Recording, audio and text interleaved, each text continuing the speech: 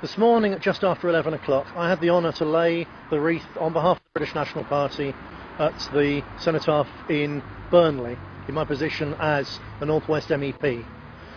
We're filming now in Padiham, which is the neighbouring town. The wreath here was laid on behalf of our local councillors by Len Starr and as a county councillor by Sharon Wilkinson, the first time that's ever been done. Up and down the country, British National Party members have been laying wreaths in official and unofficial capacities in memory of our war dead.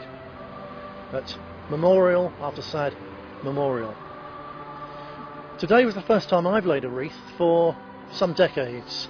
I, as a young teenager, 2 years on the trot, laid a wreath with my grandfather, who was a veteran of 4 years at the Hell in Flanders in the First World War, and our local village war memorial.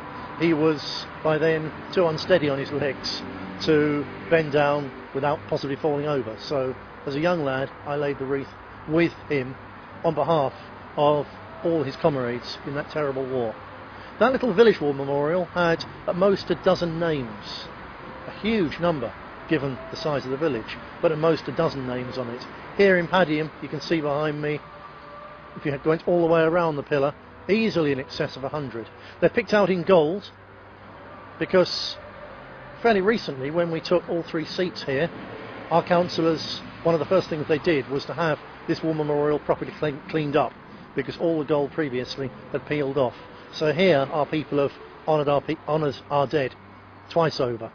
As I say, up and down the country our people are doing the same in memory of the dead of the First and the Second World Wars, of the conflicts after that, the forgotten conflicts, Korea and Malaya, Aden, Kenyan emergency, many others. Of course the Falklands, that truly noble and just war to keep a part of our land populated by our people under our government. All those who died in Northern Ireland fighting against the Marxist IRA to preserve another part of Britain as Britain. Those who went and fought and died in the wars in Iraq and of course now in Afghanistan. This party is against those wars. They are nothing to do with Britain or the British people. But still, we honour the sacrifice of those men and women who fought and died on account of the lies told by the government, but in their minds for freedom and decency and justice.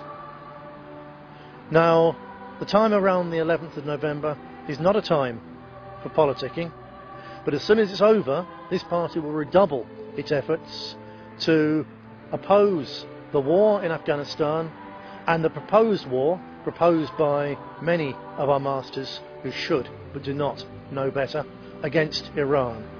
We are 110% behind our troops in places like Afghanistan with their heroism, their self-sacrifice and their bravery. But we are utterly opposed to those wars because they have nothing whatsoever to do with Britain or British interests or British freedom. So as soon as the Remembrance Day season is over, I urge all our people to redouble your efforts to campaign against the war in Afghanistan, to bring our boys and girls home, back to our shores, safe and sound.